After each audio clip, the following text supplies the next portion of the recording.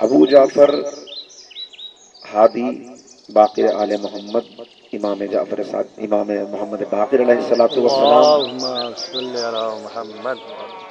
امام کی عظیم شخصیت اور امام کی جو خدمات ہیں اسلام کے لیے، ان کو سمجھنے کے لیے بہت تیزی سے میں پہلے ذرا سا آپ کی خدمت میں وہ ماحول عرض کروں کہ جس میں امام نے 57 سال تک خدمات انجام دی، اپنے دادا کے ساتھ رہ کر، اپنے والد کے ساتھ رہ کر، اور 19 سال آپ کا زمانہ امامت ہے کہ جس میں آپ نے مختلف قسم کے چیلنجز کا، مختلف قسم کی سازشوں کا مقابلہ کیا۔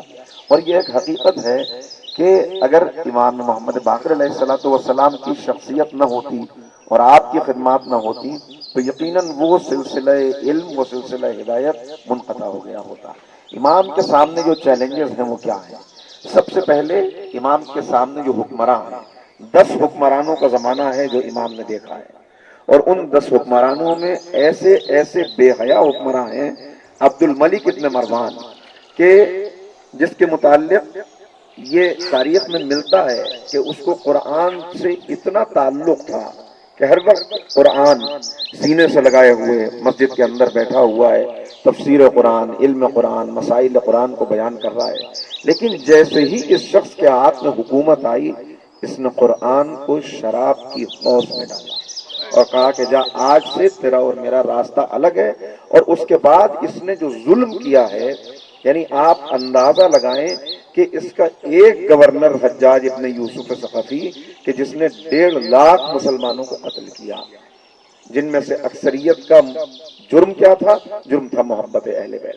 اور اس کے بعد یہ پورا سلسلہ جو اس کے بعد چل رہا ہے، سلیمان ابن عبد الملک جیسا حاکم آتا ہے کہ جو آنے کے بعد یہ اعلان کر دیتا ہے کہ ہمارا خزانہ بھرا رہنا چاہیے، لہذا ہمیں ضرورت نہیں ہے نئے مسلمانوں کی، اس لیے کہ اگر نئے مسلمان بنیں گے تو اب ان کو زکوٰۃ دینی ہوگی، جزیہ نہیں دینا ہوگا، جزیہ اگر نہیں دیں گے تو ہمارا خزانہ بھرا کیسے رہے گا؟ لہذا اس نے حکم صادر کیا کہ اب اگر کوئی مسلمان ہوتا ہے کلمہ پڑھ کے تو اسے میرے زمانے میں جو مسلمان ہوگا اس کو جزیہ ہی دینا ہوگا، اس سے زکوٰۃ قبول نہیں کی جائے گی۔ اس کے بعد ذرا دیکھتے چلے جائیں کیسے کیسے حکمراں ہیں۔ ولید جیسا حکمراں اس دور میں آتا ہے، اور اس پورے سلسلے کے اندر یہ جو مروان اور اولاد مروان کا سلسلہ ہے، ایک سے بڑھ کے ایک بے حیا، ایک سے بڑھ کے ایک دین کو پامال کرنے والے افراد ہیں جو آئے ہیں۔ ولید جو نکل رہا ہے شکار کے لیے، اور ایک مرتبہ کہتا ہے کہ ذرا قرآن تو لاؤ میں دیکھوں کہ یہ نکلنے کے لیے فال نیک ہے یا نہیں، اور جب قرآن کو کھولتا ہے تو اس میں آیہ کریمہ سامنے آتی ہے، وَسَيَعْلَمُ الَّذِينَ ظَلَمُوا أَيَّ مُنقَلَبٍ يَنقَلِبُونَ۔ ظلم کرنے والے جان لے کہ وہ اسی کروٹ پلٹائے جائیں گے۔ تو قرآن کو گھور کے دیکھتا ہے اور کہتا ہے تو اتنے بڑے حکمراں کو ڈراتا ہے، اور پھر کہتا ہے اس کو دارالعمارہ پہ لٹکا دو، اس پہ قرآن کریم پہ اتنے تیر برساتا ہے کہ قرآن ورق ورق ہو کے لے کر جاتا ہے۔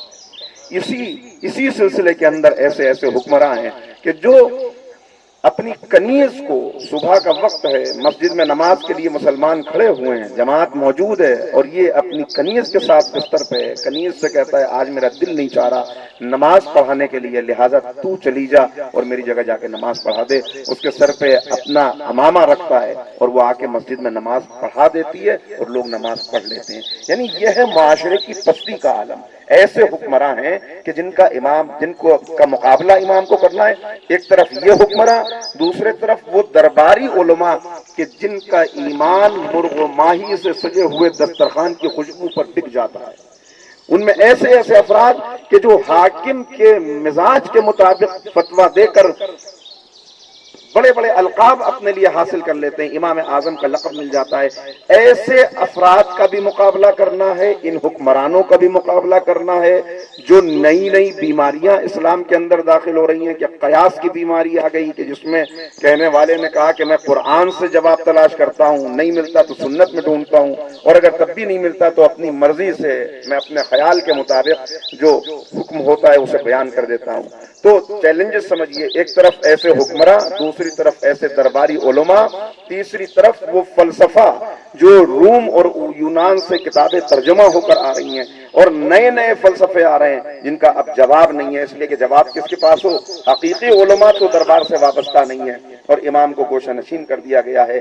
ایسے میں ان سارے چیلنجز کا امام نے مقابلہ کیا، اور واقعی اگر آپ دیکھیں تو 19 سال کا زمانہ حکومت ہے، اپنے والد کے ساتھ، دادا کے ساتھ رہ کر بھی مسلسل خدمات انجام دے رہے ہیں، اور ان 19 سالوں میں 114 ہجری میں امام کی شہادت ہوتی ہے 7 ذی الحجہ کو۔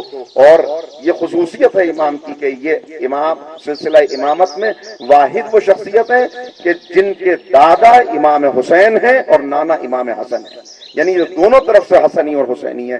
کس طرح سے امام نے ان چیلنجز کا مقابلہ کیا، میں ایک دو مثالیں ایک منٹ میں پیش کر کے آپ سے اجازت دوں۔